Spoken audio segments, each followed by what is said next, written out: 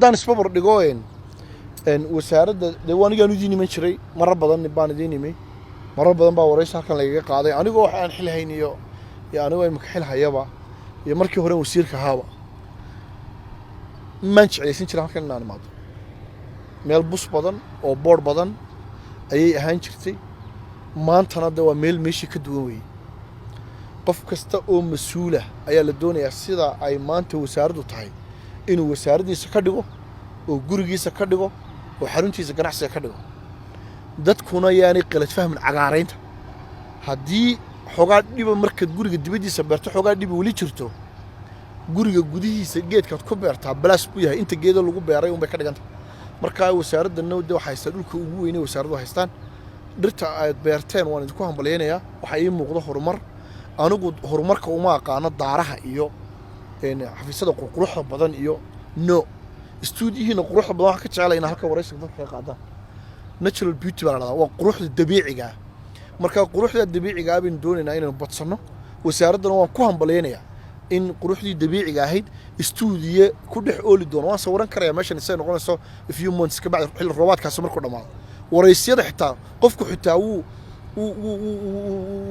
maartay uu jeclaysanaya uu maaxanaya uu hadalka marka meel qurux badan lagu fadhiisiyay environment indhaha waad maartay adoo faraxsan oo jirkaagu raali ka yahay meesha ayad wareysiga bixinaysa marka idaacadda iyo TV-ga iyo wasaaraddiinaba idinka xil gaar ah idin saaran in la helo barxad ama space qurux badan oo cagaaran oo wareysiyadana ku qabsataan heesaha iyo wixii wacyigelina ummadda loo jeedinayo lagu duubi karo way idin fiicantay waxaan qabaa maalin dhow wariyaasha waan ogahay halkan waa gurigiinii weey waxaad joogtaan heegan baatiin subaxii galabtii habeenkii waa shaqaynaysaa qofka shaqaalihi xaq wuxuu leeyahay wariyo xaq wuxuu leeyahay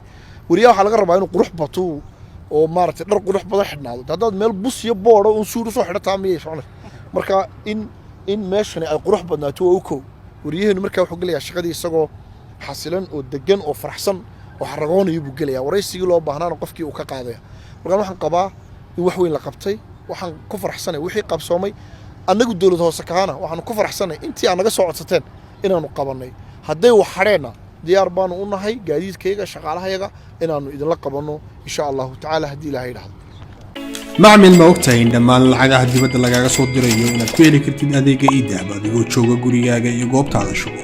haddaba macmil booqo xarumaha Somtel ama dahabshiil si aad u hesho simkaarka Somtel oo ay kula socoto 1.5 GB data iyo 50 daqiiqo ku hadala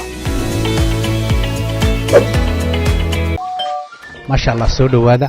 la jaanqaad shirkadda Telesom maxmil waxay ku diyaarisay adeega internetka ay fiber optiga kaasoo xawaarihiisu kala go' lahayn waa guji waa isha biligteeda intuu soo gudlanayo hadalba gam hagarle ku isticmaal social media kuna daawo wararka ciyaaraha iyo online gameska haddaba maxmil soo gasho gurigaaga xafiiskaaga iyo goobtaada shaqo fadlan nagala soo xidhiidh nambarka gaaban 121